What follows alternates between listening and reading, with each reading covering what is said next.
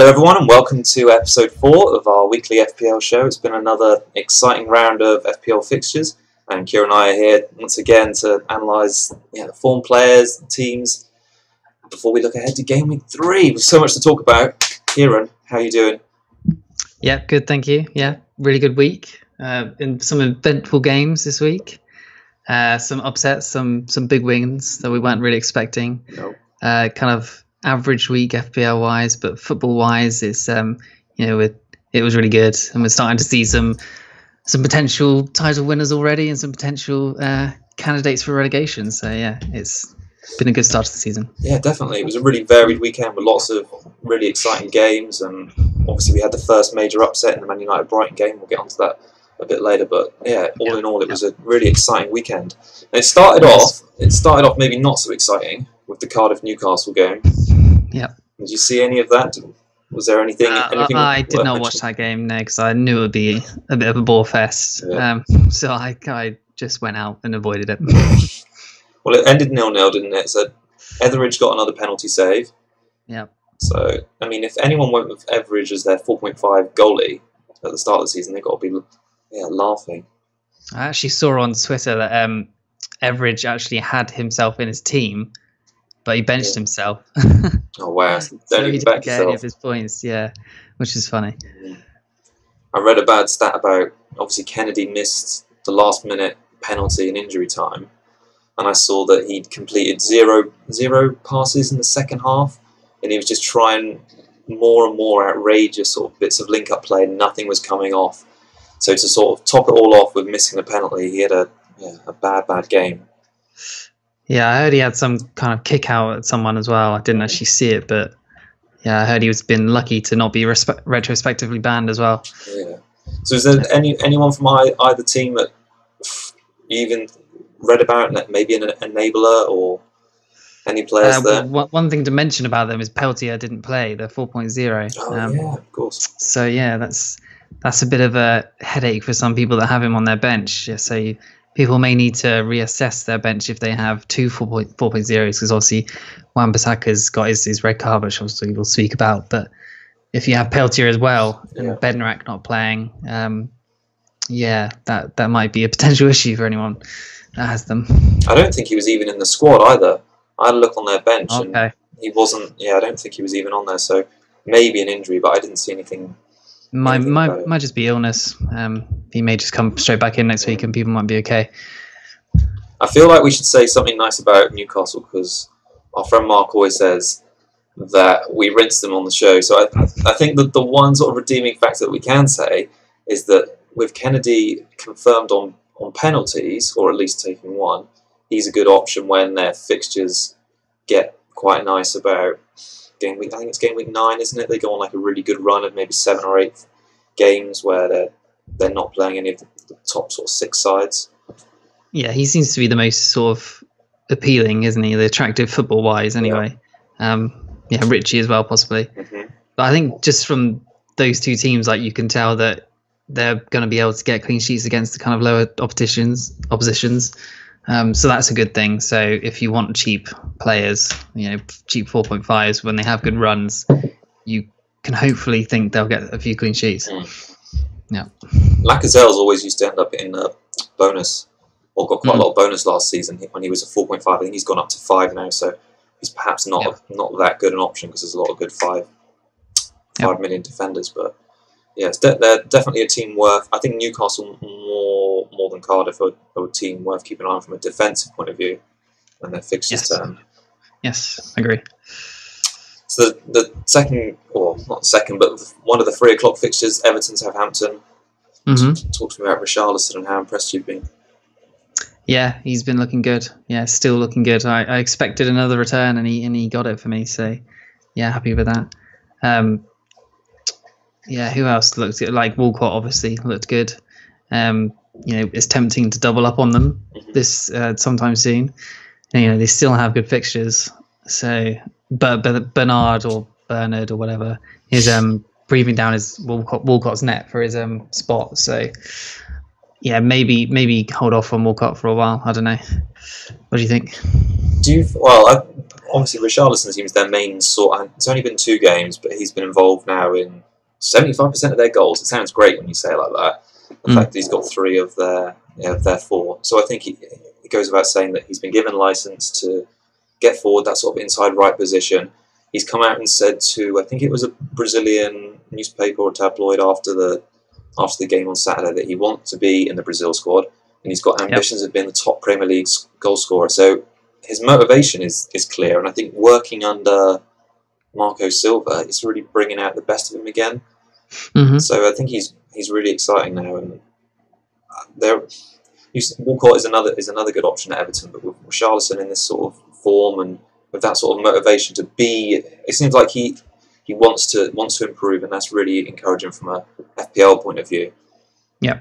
So really impressive him. I think what you said about Bernard is, again, could be just an interesting decision for Silva to make with regard to the team shape. So we've got Sigurdsson in there who he could potentially play instead of, and Walcott possibly under threat of rotation, but Walcott did well this weekend. I highlighted him at the beginning of the season and said he's in that 6.5 bracket. He's got a good FPL pedigree. He's had some good seasons with Arsenal. He's greedy enough, which is what you want. Didn't see the best of him under Sam Allardyce last season, so I think he can come to the fore. I think he's good. Yep, agree. Was there anyone from Southampton that caught your eye, or? Not particularly, really. Honestly, well, maybe Ings, I suppose, to get his goal, but not really looking at Southampton myself at the moment. But yeah, Ings looks okay as a 5.5 possible third striker. Yeah, well, his goal was great because the Everton, it sort of proved why you shouldn't invest in Everton's marking, because he was sort of free in the 6-yard box, and he couldn't miss. Saying that, he missed an equally good chance in the first half. I think Cedric had that shot, which Pickford spilled. And I think Pickford saved it onto the bar, which was that's true. Incredible save after a bit of a mistake. But interestingly, about now he's had 4.5, which is a strange number, but 4.5 shots average per game in game week 1 and 2. And considering he only played half an hour of the first game, I think he's a decent option at 5.5. Southampton have got some good fixtures. He's going to start now, and if they can start playing to his strengths, he can pick up his Burnley form from a couple of seasons ago. I think he's a good option at 5.5. I think they're just not a high-scoring team, are they? If he can start getting the form he showed at Burnley with 11 goals a season or something, you can hopefully get maybe like 1 in 3 games a return from him, possibly. That's quite good for 5.5 million. Wild card possibly for him if you need it. On your wild card anyway. Well, I think we go back a little bit to what's said before about how I see it as he's almost a talisman of the Southampton team. Like you say, that they had a really bad record of scoring goals last season. Now they've got someone. I mean, they've got someone also in Charlie Austin, but he's probably not going to be as reliable as Ings, and especially with that 5.5. I think Ings is a good shout, and he's going to be involved in most of their goals and assists, I'd say, this season. So I think he's definitely one to look at there. Yeah, I'm going to keep my eye on him for sure. I think not yet for me, but possibly in a few weeks. Also, before we move on, I just want to mention Schneiderlin. I think he picked up a bit of an injury against Southampton, but he's a 4.5 starting mid. He got an assist in the game from a nicely worked set piece. Yep. And I think we'll get onto my team a little bit later, but I've been thinking about realigning my squad and my formation. And I think for anyone who are looking for a 4.5 million mid as a enabler, if they're switching to a more expensive midfield, I think Schneiderlin, depending on this injury, could be a good option there. Yep, he was in my Game Week 1 team for quite a lot of drafts, actually. Yeah. I ended up changing it to Billing from Huddersfield, who just obviously seems slightly more attacking. But Schneiderlin is obviously nailed on and got a nice assist. So yeah. No, I think it's definitely one to monitor. So then the next of the 3 p.m. games that we're going to cover or look at was the Leicester Wolves game. Yep. 2-0 Leicester. Yep. Maddison goal. Mm-hmm. What do you like about Maddison? a lot. He's on all those set pieces and everything. You know, his corners as well. Yeah, he's just looking good, to be honest. Obviously, he didn't really do too much in that game, but he looked like slightly less involved than in the game against United. But he got a goal from nothing, so that's great. If he can get a goal from nothing when he's not really involved in the game, then that's turned my head big time. You know, if you want to bring up my team and show Jota on like 1 point, is just really annoying. But yeah, it just so I have been thinking of getting rid of Jota for Maddison, because Maddison has just looked so good and their fixtures are great. And then Leicester looked good attacking wise. Vardy's red card was a bit annoying. It was a very aggressive tackle, but I think Matt doesn't really affect Maddison, to be honest, because Iheanacho is just as good as Vardy for sort of making runs and things and possibly feeding Maddison. So and Maddison's good for assists as well. I think his bread and butter will probably be assists, and then from those corners and the free kicks and things. I think his involvement and key, perhaps not from a key stats point of view in the game against Wolves, because I think he only had, was it maybe 1 or 2 shots? I know it wasn't very high, but I think it was maybe 1. Yeah, but his general play, both in that game and the game against United, really stood out. He seems the focal point for the team at the moment, and he's prepared to have shots from distance, take people on. He's demanding the ball. I think he's going to be a good player for Leicester, and hopefully that materialises into some FPL points, because he has a good record in the Championship last season. So if he can, continue that form. I was raving about him after the first game week because I thought he'd be a great option. So it's good. It's in that good sort of price bracket again. You know, that's 6.5. There's plenty of options around there. Walcott, we already mentioned. Pedro as well. Townsend a little bit down on 6. There's lots of options around there. But Jota, coming back to Wolves, really disappointed with him. No returns. Well, he got that assist in that first game, but he hasn't looked good. He was lucky to get that assist, really. And he got subbed at half time in that game, not looking great at all. Wouldn't be surprised if he doesn't start the next game. Not a fan of him at the moment. He's down in my books. It's difficult, isn't it? There was really high hopes for him. In pre-season, he'd been impressing. He'd been played out of position, central striker. He'd been picking up some goals and assists, and after leading on, I think he's had 17 goals in the Championship last season. So there was really high expectations. So you think home game against Wolves, away against Leicester, those are some decent-ish fixtures for a player with quite big potential. Now, I went with him in my team over Richarlison, which is obviously now a big, with hindsight, it's a big mistake. It was a bit of a gamble, but it just shows the parallels in player form and how someone who's new to the league might take a little bit longer to adapt than someone who's played in it before. So I think that's a lesson to be learnt, really, to kind of possibly avoid good Championship players until you just see how they do coming up. Mitrovic was kind of one as well, but he's sort of had a bit of experience in the Premier League already. And he's had World Cup experience as well, and he's a good player. But Jota, obviously he's a good player, but he's not got that experience in Premier League, and he's obviously struggled so far. So possibly lesson learned to stay away from people that come up from the Championship for a while. I think it's a little bit he's a little bit different to Maddison, because Maddison's looked so involved with the play.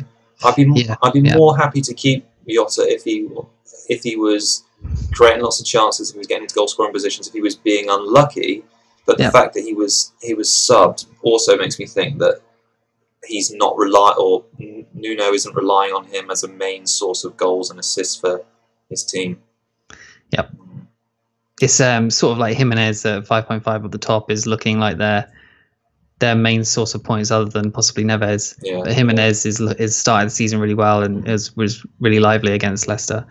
Coming back to Leicester as well, Pereira, Chilwell, they both look really good. Both very attacking. They got good fixtures, so if you want to go for them, then possibly go for it. If you need a sort of 5 million defender, those two are really good options. Pereira played in midfield in the first game against United, so that might happen again. I think he's got 2 assists now, one in each game.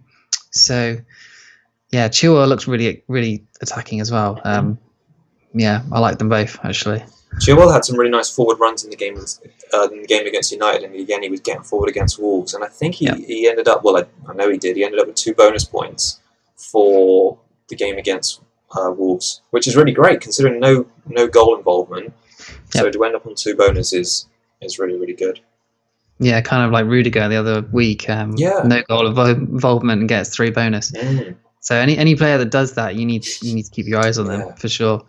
Because any involvement they do get, they're getting 3 bonus straight up. Exactly. Yeah. Well, it's essentially a source of points for just playing their own game.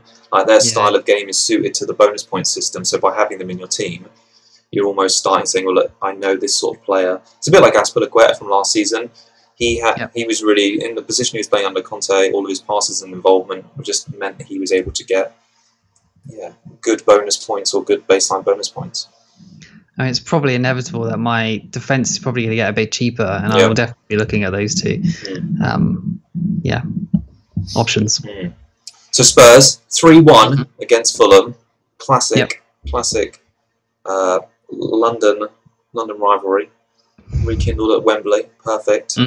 Kane, Eriksen, more of. There's so much to talk about. I want to start on just air my Eriksen grievance, because 9.5, great investment in Eriksen, and it was him or Mane for the start of the season. I plumbed for Eriksen. My argument being I didn't want to invest 22 odd million, maybe nearly a quarter of my budget in Salah and Mane, Liverpool's attacking assets, mainly because I thought there'd be better options elsewhere, and also because I thought Salah would have most of the points. Yeah. So that's gone horribly wrong, because Mane's now the top scoring midfielder. He's 30% owned. So by not having him, it's taken my rank down a notch. But what I will say is his involvement hasn't been any less than Mane's. It's been actually a little bit greater. So over the 2 games, he's averaged 3.5 shots per game to Mane's 3. And I mean, we'll get onto the Liverpool game last night, but I didn't think Mane looked that threatening, and Eriksen looked fairly decent against Fulham. So I think it's just a case of any 2-game period, let's say, are going to be different from another. So I mean, we'll get onto our moves in a minute, but I mean, Eriksen has 2 tough fixtures now, and Mane's are fairly straightforward. But it wouldn't surprise me at all if in true fantasy fashion, Eriksen comes away with more points than Mane over these next 2. I mean, just Trippier coming back in as well. He took the corners and the free kicks off Eriksen, so that's a big downer for Eriksen at 9.5. If he's not doing that, then his appeal is is shooting down big time. But he obviously has looked good. He's created lots of chances, but he's just FPL wise, he's just not got any returns. It's just annoying. He is in a good investment as Eriksen, isn't he? He's in a good team. Just unfortunate that you just went for him as rather than Mane. There's just fine margins, isn't it? It's really annoying. Fine margins, lots of. I wonder if I would recall the points difference off the top of my head, but I know Eriksen's on 4 and Mane's on about 30, 20 something, 26 maybe or so. Anyway, it's not good. It's pretty big. It's not good. Yeah. That's just the way it goes. Do you want to talk about Kane? The August curse, Kieran. He's scored. Can you believe it? Unbelievable. No. It's a good finish. I'm as surprised as you are. It's crazy. But no, he looked sharp actually. I think he looked close to his best again actually in that game. He could have had a hat-trick quite easily. So yeah, the Kane fear is slightly there again now that he scored in August, but I'm not going to be rushing to get him in too quickly, just because I got Aubameyang and Aguero, so I think I'm okay for now. But yeah, I'll maybe look at him at wildcard time for sure. Yeah, I think picking up on Mitrovic is something I want to do because he was impressing me. Averaging, I'm big on my averaging shots game today because I'm all about strikers at the moment. And with Zaha and Arnautovic, I'm always looking at other options. Mitrovic, 5.5 average shots per game over the first two. And considering they were away against Spurs and home against Palace, and we saw how well Palace played last night defensively, I think that's quite impressive. So also to notch away against Spurs, I think that Fulham team is really set up and suits his style of play. So I think he's definitely one I'm thinking about on my wildcard. His goal was a little bit lucky. It was a great finish. Well, yeah, it was a finish, but the deflection kind of, and then a little sort of poke across by Sessegnon. That was a bit of a lucky goal. But yeah, other than that, I take it that he does look good and he's look threatening, and his stats prove that he's going to get some good returns soon. Yeah. So, yeah. Assist from Sessegnon as well. Let's get his points ball rolling for the season, which is nice. And I thought he looked good as well. Yeah, another one in that 6.5 area that just, if he starts to get goals, people are going to start getting on him pretty quickly, because he's obviously not risen at all. In Richarlison is getting priced out by some people because he's like 6'8" now, possibly. So yeah, Sessegnon, Maddison, that Pedro sort of thing. If Sessegnon starts scoring, I'd be looking at him for sure. I think I'm just looking at your team now, because you've obviously got Kamara sat on your bench. He's not going to go anywhere because he's at 4.5.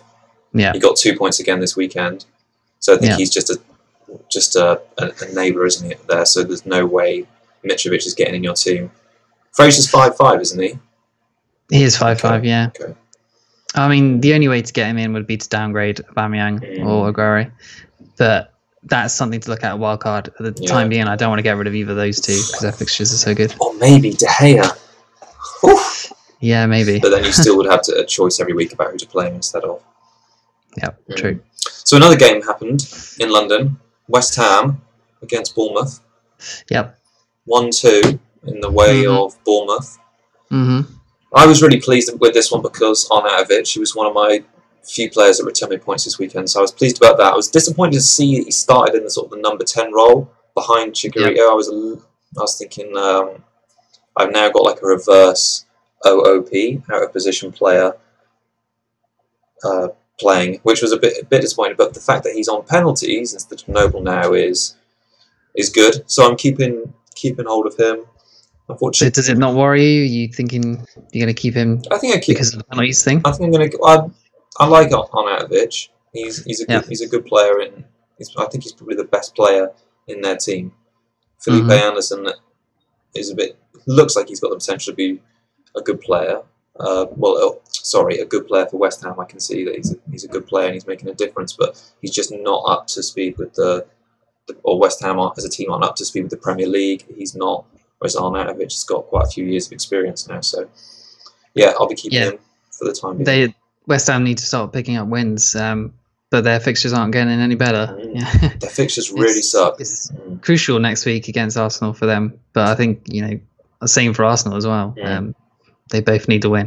They do. That should be another good London derby. Yeah, for sure. Bournemouth-wise, Fraser, get me another return, which I'm happy with. His 5.5 value is fantastic so far. Couldn't have asked for anything more from him, really. 2 returns out of 2 so far.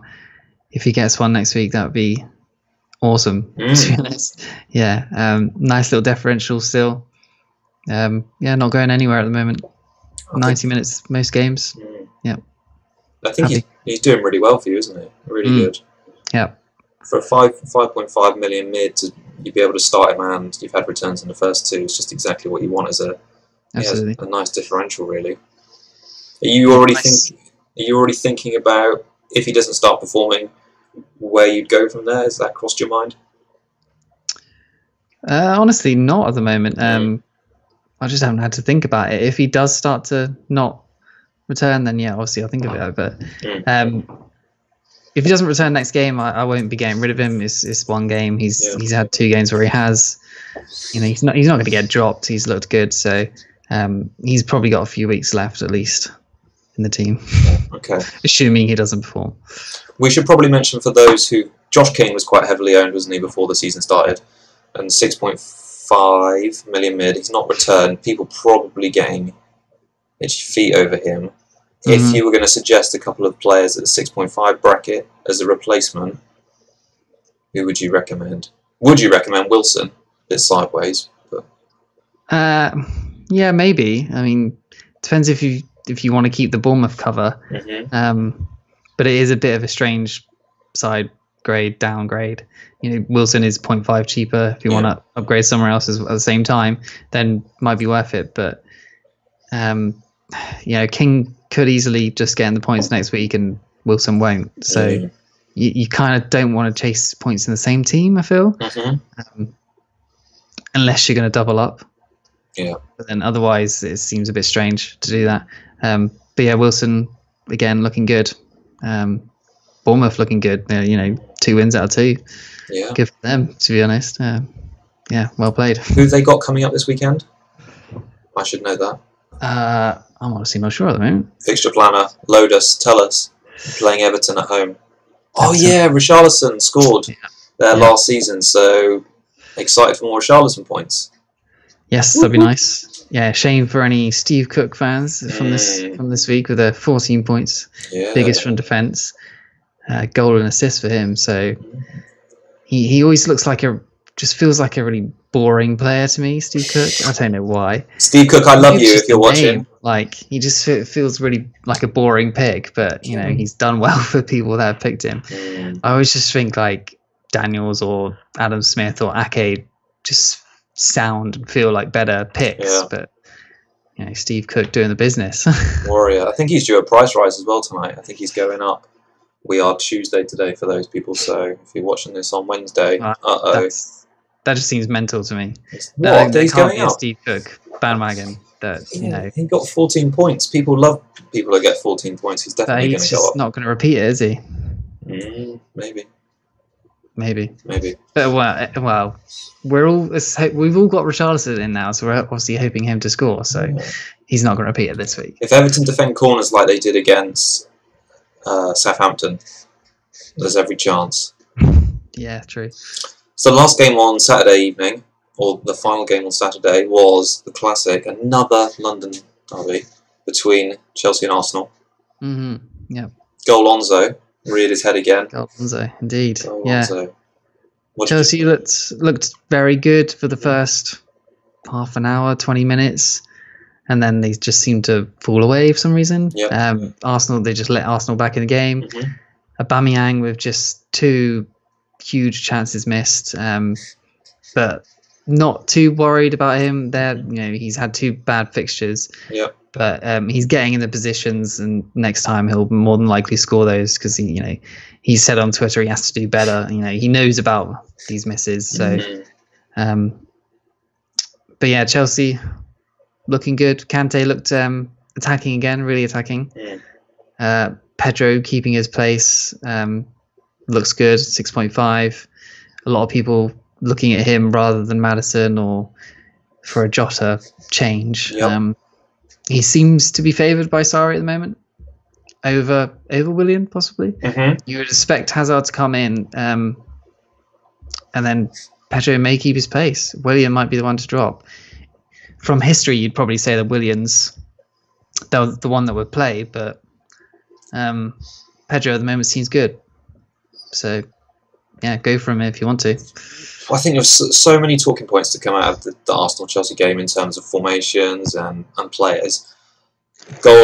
Alonso being back to what we knew last season, I think is probably the most exciting. He's still getting into those positions, finishing chances, turning up in the 6-yard box, getting into the final third, making crosses. It looked like he was going to be playing a lot deeper based on the Community Shield final, but the first 2 games of the season have proved that he hasn't changed at all. So that's really exciting news. I think, like you say about Pedro, is a good 6.5 alternative. Switching and Kante again, still playing higher up, which is great if you want a £5 million playing Chelsea defender, but he just doesn't look like he's going to finish that many chances. Like his one against Huddersfield was a bit bundly. And I mean, he does look like he's going to easily sky over when he gets into the position that you're not expecting him to score, really. I mean, he's making runs off Morata, fantastic, but you kind of don't think he's going to slot it away if he's going to get there. He's interesting. I think if we switch over to Arsenal, I want to just say I'm worried about Aubameyang because there's no way really for me to get him in my team at the moment, and they've got such nice fixtures. Are you tempted? I mean, we'll get onto the captaincy a bit later, but are you tempted for this weekend? Not really. West Ham conceded 6 goals already. I would. Yeah, he's just not shown the form for captain pick yet. I mean, he's been there, he's had the chances, but he's not showed the form to warrant me to captain pick him. I think that'll just be too risky at this point.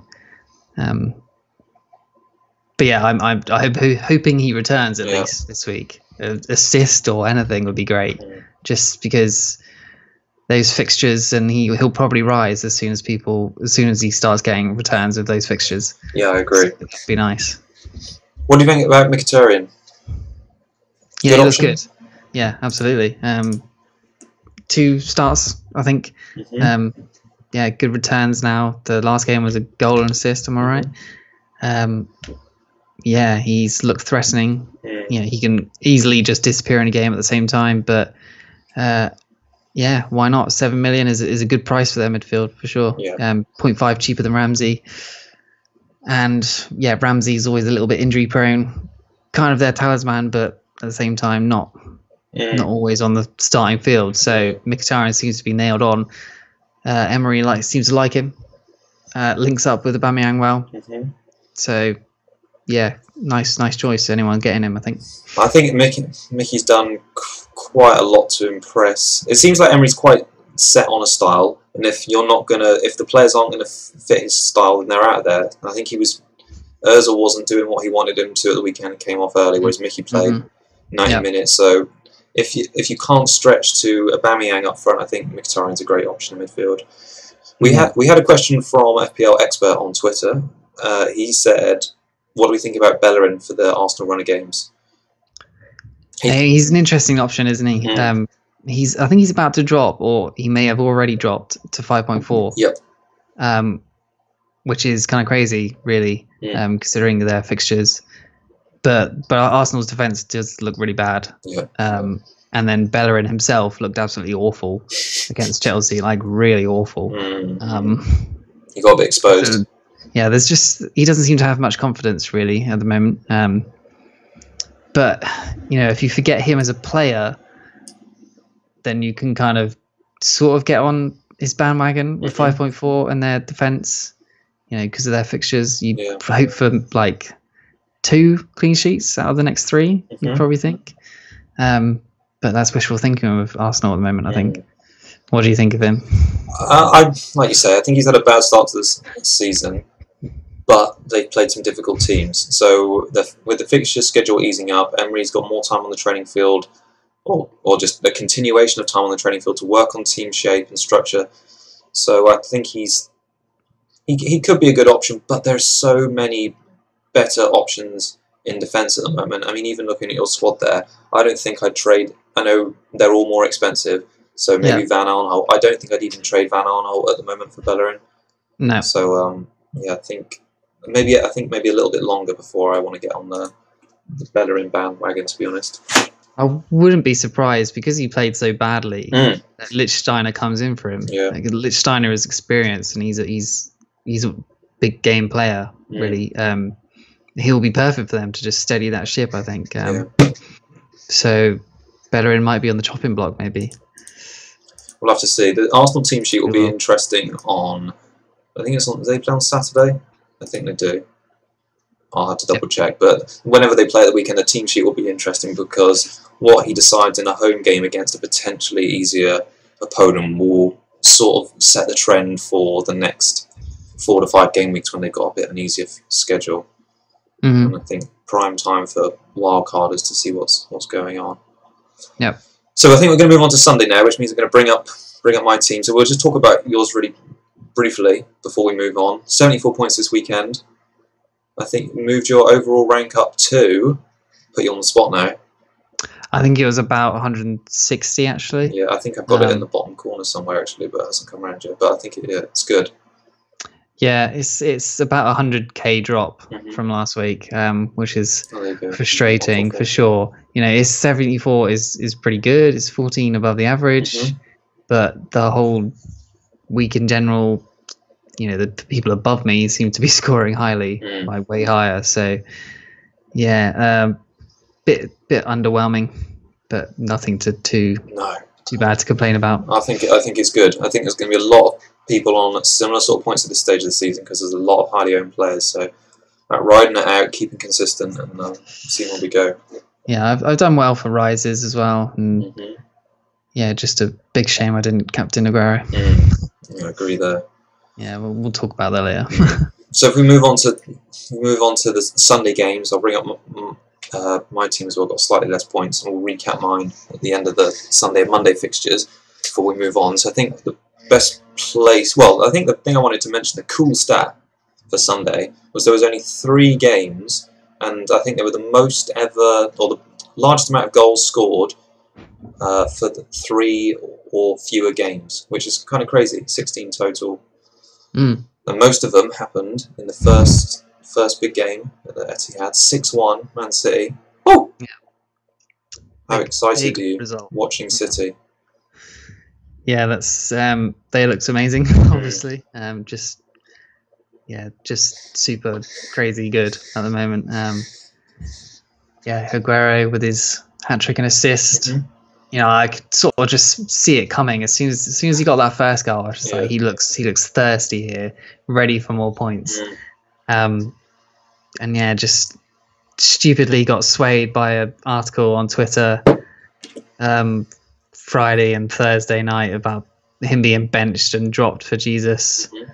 And Pep roulette. So I sort of kind of believed it, annoyingly. I think we both got swayed by it, didn't we? We did, yeah. And we just went for the obviously safe choice of Salah, which is fine. He did well, but that 40 points on Aguero would have been lovely, wouldn't it? Well, I think like we both did, we both had Salah, captain, and Aguero. I think that the points difference if you captain Aguero and not captain Salah was only 11 points. So in that respect, it's not too bad. Yeah. But it just feels bad. It does feel bad. It does feel bad. I mean, you mentioned the Pep roulette. Walker and Sterling both, I think, was Sterling even on the bench? I think he was. Yeah, he was, Yeah, so Sterling on the bench didn't come on. Walker on the bench didn't come on. I mean, those are quite heavily owned City players, so for people who've got them, it's a little bit of a surprise, a little bit of a worry. Nothing was really said about it because it was such a convincing win. What's your take on that? I was really tempted to get Sterling in. I didn't really know how, but I was tempted to get him in, and just because he looked so good, straight back in, scored. But then he just gets dropped the next game, which just seems crazy. I would have thought he would have started the next few in a row and then kind of have a rest. But Sane seems to be the one that's not starting at all. Bernardo still seems safe, doesn't he? He does, yeah. But yeah, Walker, shame for anyone that owns him. They're 0.5 more expensive than Mendy. It just feels bad if you own him at the moment, I think. I think Mendy's putting a lot of City assets to shame at the moment because he's just so exciting to watch from a fantasy and just a general football point of view. Yeah. At 6, is he 6 million as well, isn't he? Or is he 6 He is 6 million. Yeah. Oh, bargain! He's gone up to 6.1, but still. I think it's going to go a lot more. Was it only 6.1 he's gone up to? I would have thought he had only 6.1, yeah. Okay.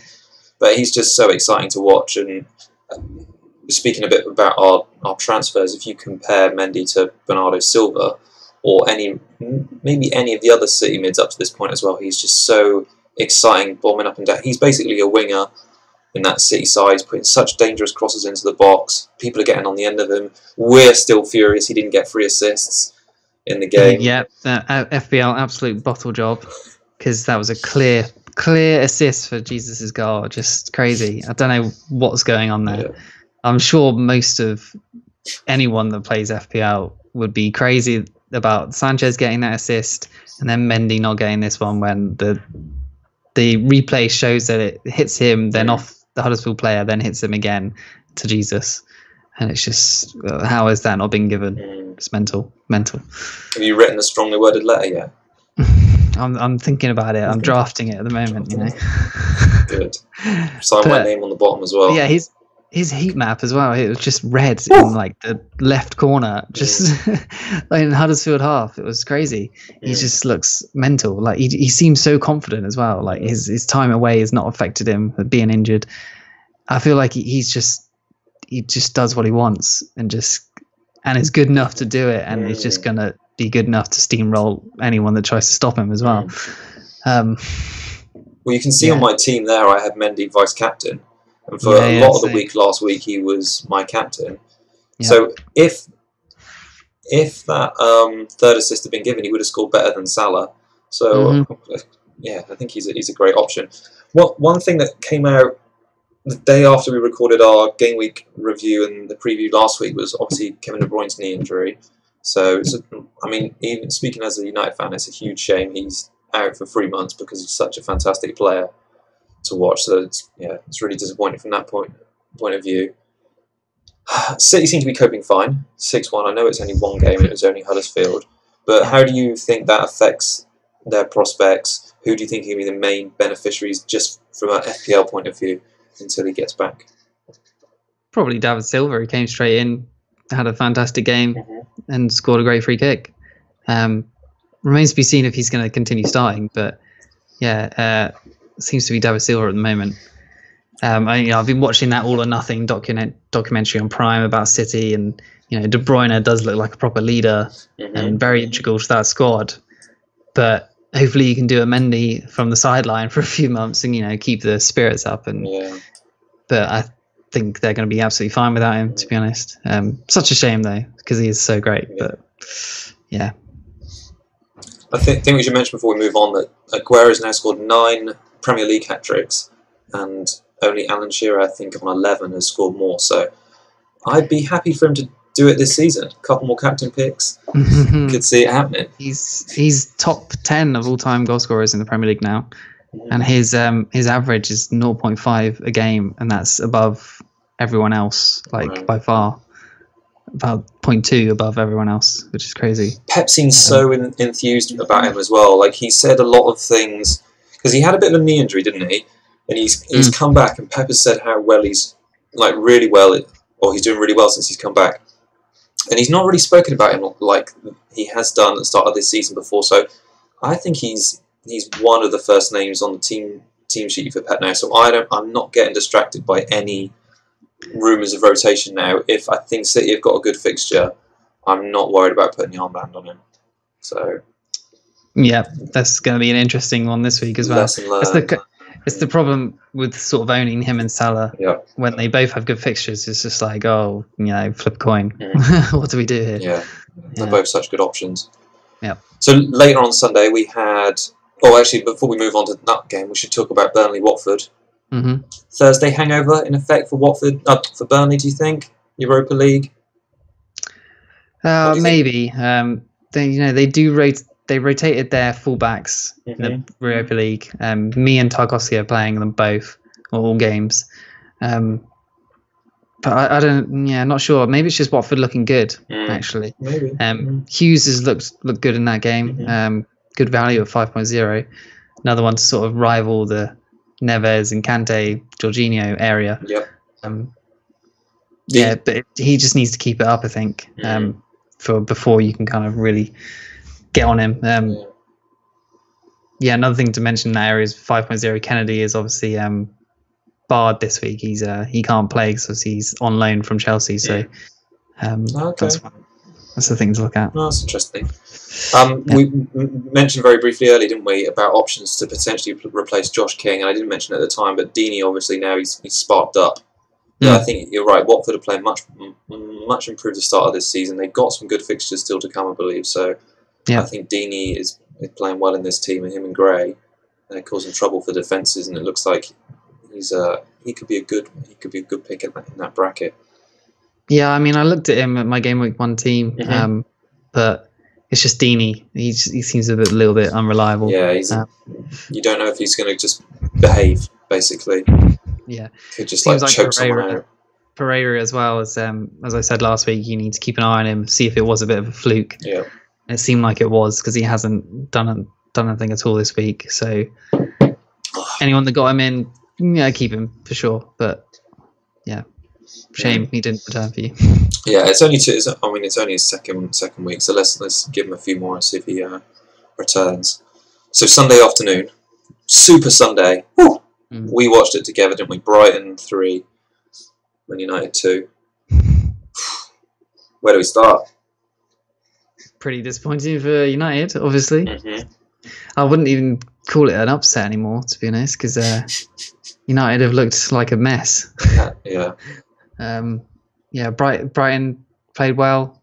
All credit to them. Yeah. Stuck to their game plans, well drilled. Gross looking like the talisman as usual for them. Knockout looking really, really good as well. Good performance by them. Murray with a really slick finish. Was nice. Surprised that Gross has taken penalties off Murray. But yeah, just Man United wise, awful, disappointing. He had an awful game. He looked like he'd never played football before. It was just amazing how poor he played. He's been touted as one of United's best, if not the best, central defenders since he's joined the club. And he's been out of injury a few times, and every time he comes back, people are like, "Oh, great, we've got Bailly back." But yesterday on Sunday, he was just shocking. Like he kicked the ball out for a corner, didn't he? Which they scored from, and like really badly, not under any pressure, trying to kick it back to De Gea outside of his foot from like 35 yards, went straight out for a corner. And I think it was like two minutes later, maybe, when he gave away the penalty. Just a tackle he's never going to win. And then United hadn't looked creative before that, had they? They had that Lukaku chance in the first 10 minutes. Probably should have at least hit the target. But they didn't. The second half was more worrying than the first half, really, because they didn't create anything. Pogba was, I thought, really, really poor. And from an FPL point of view, great that he got the penalty for his owners and scored some points, but he was dire, and it wouldn't surprise me. Did you see the comments today? Just picking up on some general news. Did you see the comments today from Raiola, or however you pronounce it, his agent?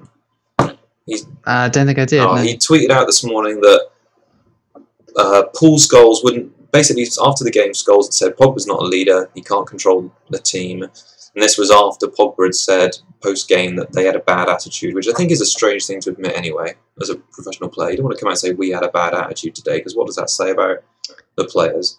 But anyway, so Scholes had continued on that theme and said that Pogba wasn't a leader, he'd played poorly, and it just wouldn't happen, or it shouldn't be happening at United. So Raiola came out today and said Scholes wouldn't know a leader if he was stood in front of Winston Churchill. And then he said he should be the chief football executive to Edward Wood. I'm just trying to remember this off the top of my head now. And Raiola wouldn't lose any sleepless nights finding a new club for Paul Pogba. That was replied. So he tweeted that out this morning, which has generated quite a lot of annoyance from United fans, because I'd imagine that the purpose of those tweets are Pogba's unhappy at United. And it's just a way for him to say it on the back of Scholes saying something. So it seems like it's either get rid of Jose, because obviously it seems like they don't have a good relationship, or you're going to lose me. Yeah. And I don't know, Raiola just seems like trouble, to be honest. And I don't if Pogba plays like the way he did against Brighton, then I just don't think he's worth the hassle. Anyway. There's a fair point that he didn't look like a leader, because he didn't.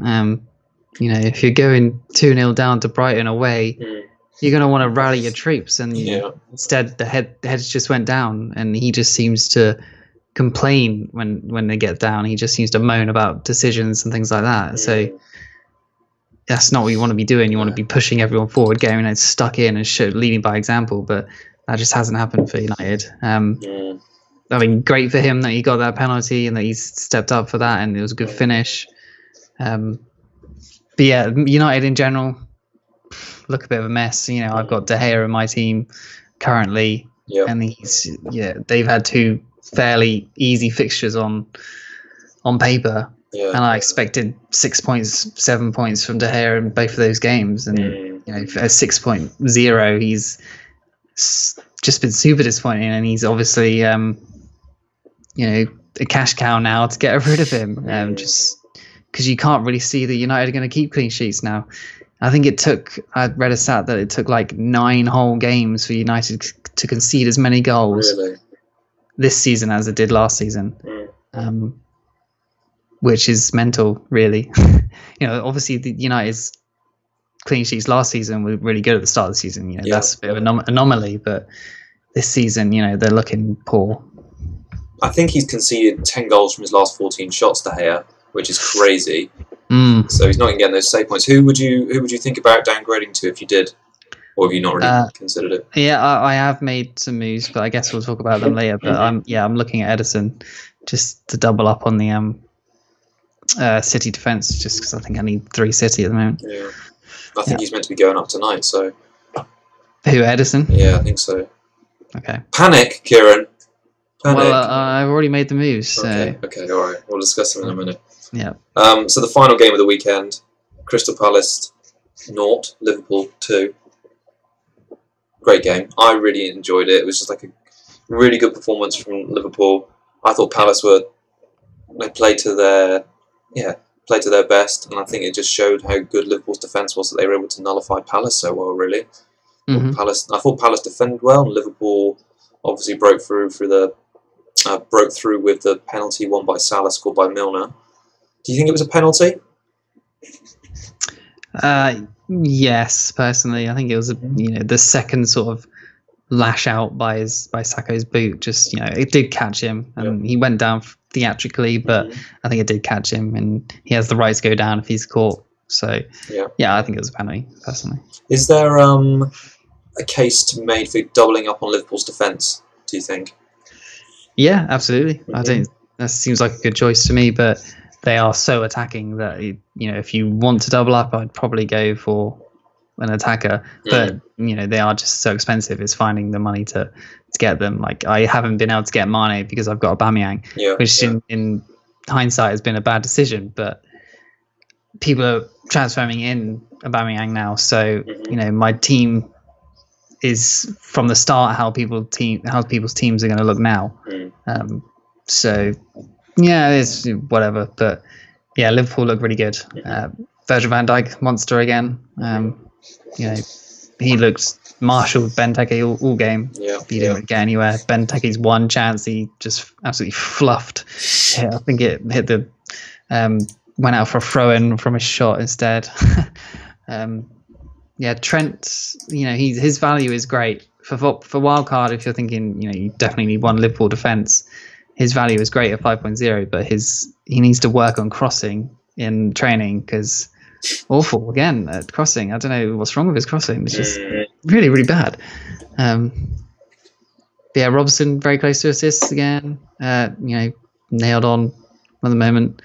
Just good return so far for him. Bonus point as well. Yeah. Bonus point and no return goal involvement. So he's good. We had a question on Twitter earlier from FPL JK who asked, "Is Mane worth what getting now? Liverpool's have hard fixtures coming up, especially if you have Bobby Firmino." So last night I was panicking because Mane was going up in price. He's owned by 30%, but I took some time to think about it, and at the moment, I think based off the first 2 games, Mane's, I hate saying lucky, but he has been a little bit lucky to get the points he's got. He had that offside goal in the first game, and last night he had a pretty poor game. I think he had one shot which was wildly off target in the first half before he and Salah broke through at the end of the game when Palace were chasing it, and obviously got set up and rounded the keeper. It's a great finish last night, not taking anything away from that prior, and then people can score at any time. So I think if you've got Bobby and Salah, which I'm guessing you do have FPL, then Mane's probably worth not getting for the time being.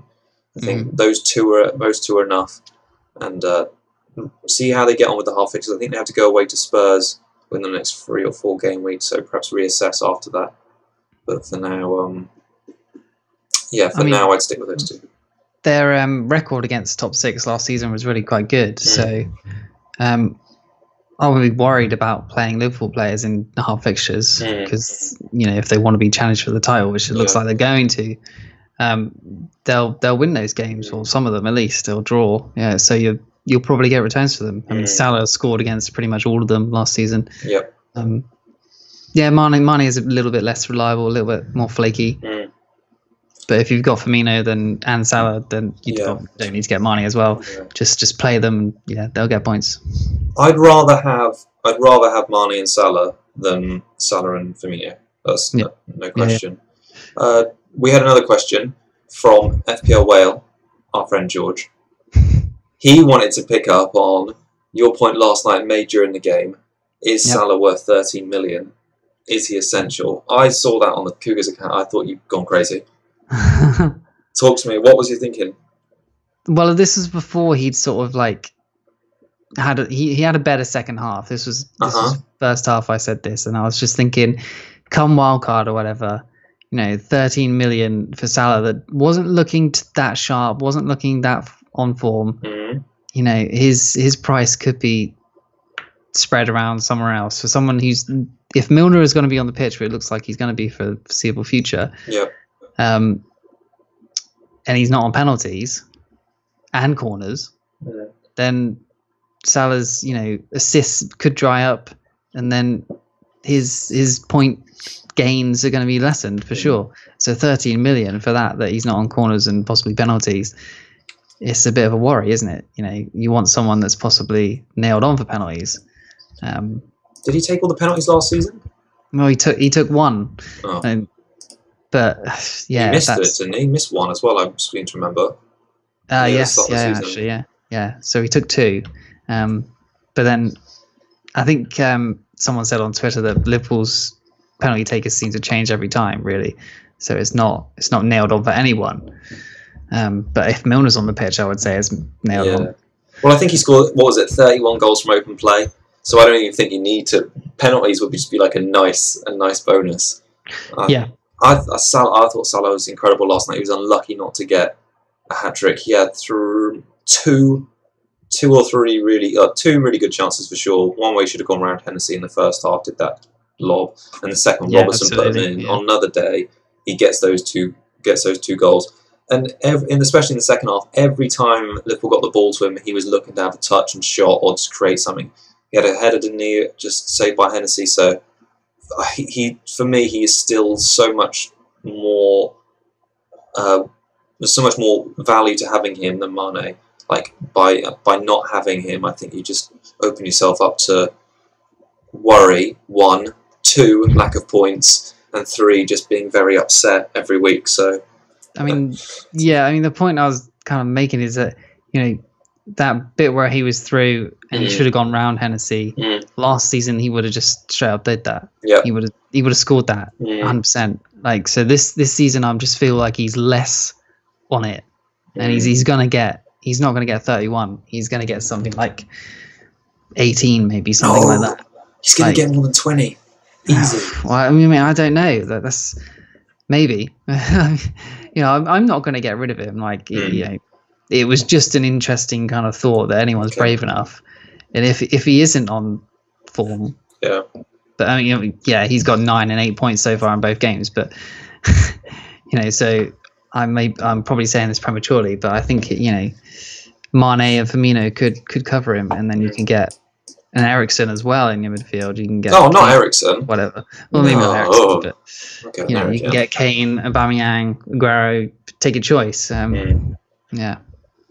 Yeah, okay. I think it's interesting. I think we both decided we're sticking with Salah, and so the final question before we move on to our Game Week 3 sort of fixtures preview, talk about our captains, is courtesy of Baz on Twitter, who asked, which I think is quite an important question to discuss: is it worth taking hits to get ahead of the curve? Now, I thought I'd start by just saying yes. Because, especially, yes, at this stage of the season, okay, so let me just say that when everyone's budget is so tight at the start of the season, everyone's spent 100 million, and if players rise that are definitely in form and worth getting, I think it's worth taking a hit to get them. So, for instance, I think Richarlison at 6'5" had a great first start to the game week, didn't he? And last week I had an opportunity to get it, or I should have really traded him for Jota. I should have seen that he was making a good impact. Richarlison went up to 6'4", 0.6. Jota was 6.5. And in hindsight, I really should have taken a hit to get rid of Jota and one other player to get him in for the game week and be settled. And I think what can, because even at this stage of the season, missing a player who, and the same could be said for Mane. So after game week 1, I could have said, okay, Mane's having a great start. He's looking like, I mean, based off last night's performance, he still didn't, I mean, he didn't impress me. But after game week 1, I was like, he's getting in good positions. There would be a case for me saying, right, Eriksen to Mane and Jota to Richarlison, just so I'm not missing out on value. It's worth taking a points hit. What do you think about taking points to stay ahead of the curve? Yeah, I think if it's long-term picks that you're changing for, and for form players, then absolutely go for it. You know, any more than a 0.4, a -4, or -8 is getting a bit too far.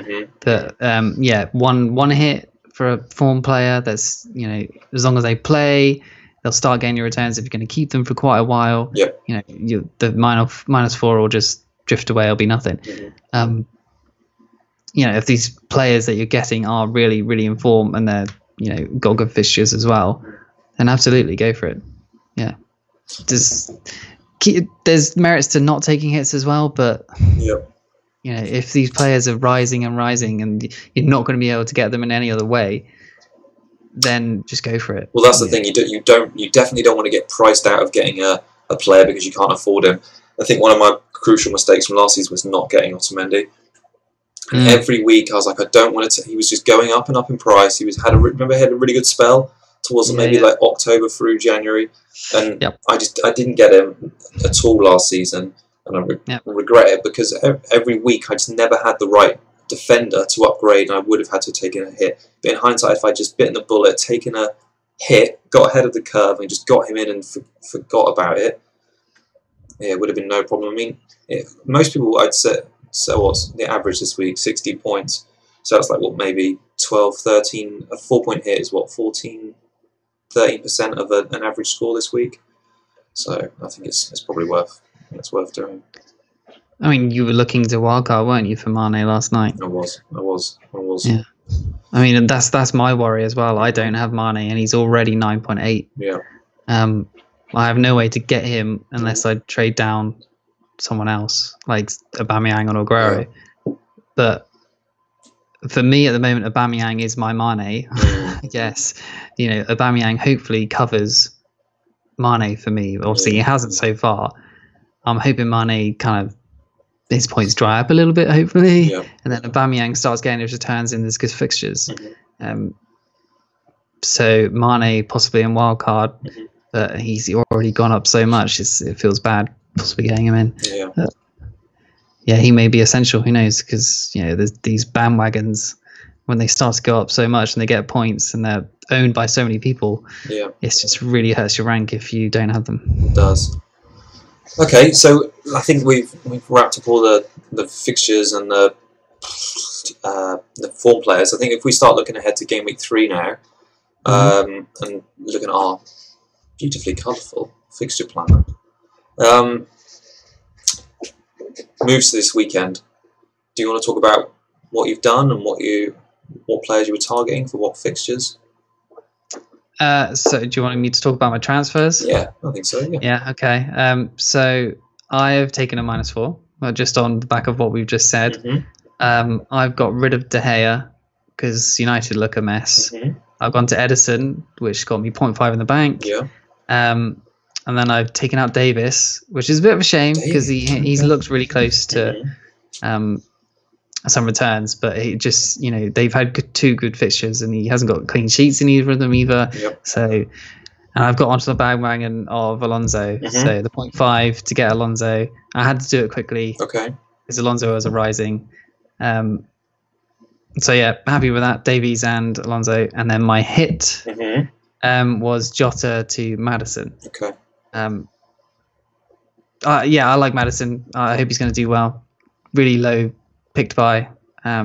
Maybe I should have looked at more at Pedro, but I think Maddison's good because he's on all the corners, free kicks, and he'll get consistent points. I think. Yeah. Well, I think Leicester have got a decent fixture than they away against Southampton, Mm-hmm. whereas Wolves are playing at home against City. So I even think from a starting point of view, Yotta's position after being subbed at half-time could be a bit under threat there. Yeah, for sure. So you could already be looking at maybe a point or two up if he's only coming off the bench or starting. Or not starting. So Man City obviously away at Wolves on the flip side of that, and then they've got Newcastle at home, Fulham at home, Cardiff away, Brighton at home. So they've got a great run. So I think doubling up on City defence is a wise move there. Yeah, I mean, I hope so. Just because I haven't really been able to afford to get another midfielder for them, and that is such a merry-go-round of players. So I wanted to kind of stay away from that, but I did want 3 City. Yeah. Mendy is practically a winger anyway, and he's not really affected by if it's a clean sheet or not, which is great. And obviously Edison got a cheeky assist at the weekend, which should be lovely if he did that again. Yeah. So beyond that, I think, who are you thinking about captaining this week? Oh yeah, toss a coin. At the moment, again, this is on Salah at the moment, just because I think it's probably a better fixture. At home, Salah seems to perform well. Brighton, they still conceded 2 against United, who looks really terrible, and then conceded easy to Watford. So I think Liverpool should smash them up at home. Okay. It's on Salah at the moment, but Aguero, not a captain Aguero when he got that hat trick is in my mind still. So yeah, we'll see. So we'll see come Friday. So from my point of view, then the transfers I've made, I've taken no hits, made 2 transfers. I've moved on from Eriksen by downgrading to Richarlison, trying to cash in on the points there. So that left me with quite a lot of money in the bank. So it gave me quite a few options. So I obviously had Jota as well, and realising he was going to drop, I was considering what to do with him, and I just didn't try. My options were Mickey, Pedro, and Maddison. But I thought rather than make a switch to one of those, because I'm still not convinced about which one is the right one yet. I need more information to decide, because I think there's a little bit of doubt in all of them. I'll just run through them. Pedro, because William Hazard could take his place, despite him playing all the minutes, let's say. He's a bit of a worry. Mickey, because I'm still not quite sure how Arsenal are going to play. He was involved in goals against Chelsea, but he could be wide.